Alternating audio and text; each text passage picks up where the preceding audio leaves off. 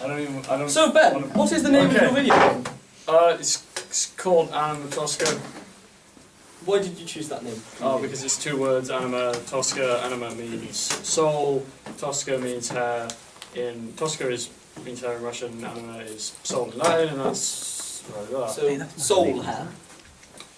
Yeah, it sounds silly, but it was a development name, and Anima Tosca just had a nice ring to it, so we ended up keeping it. Interesting. What is the concept for your game? What happens?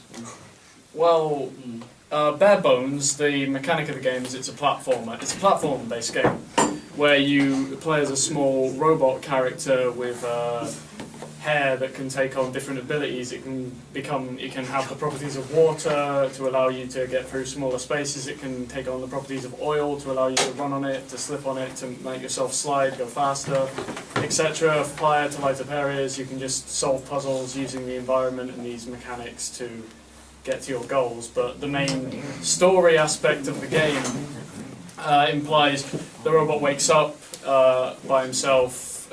You have this deserted kind of alien yet familiar landscape with these ridiculous creatures, and it's visually appealing, it's story-wise appealing, it's hopefully will give some empathy to the players of the game. And the goal of the game is you climb up the world to try and reach the moon, which throughout the whole game is seen as this beacon of hope in the sky, which is your main goal throughout the game, to reach there, because that is much prettier than where you are right now. Very interesting. You said visually appealing. To who? Like, who's your target audience and stuff?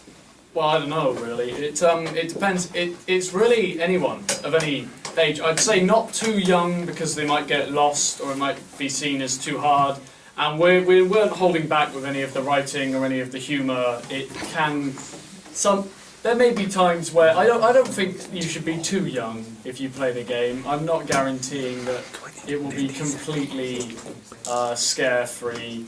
There are some enemies which are kind of, mainly the ones I designed, which are kind of frightening to look at, but you know, it's anyone who likes the appeal of a game that's more interesting, anyone who has the ability to get their head wrapped around a kind of over-the-top concept, and it doesn't really fall into the actual categorizing of games and the actual sectioning of games that you have in the modern video game industry and market.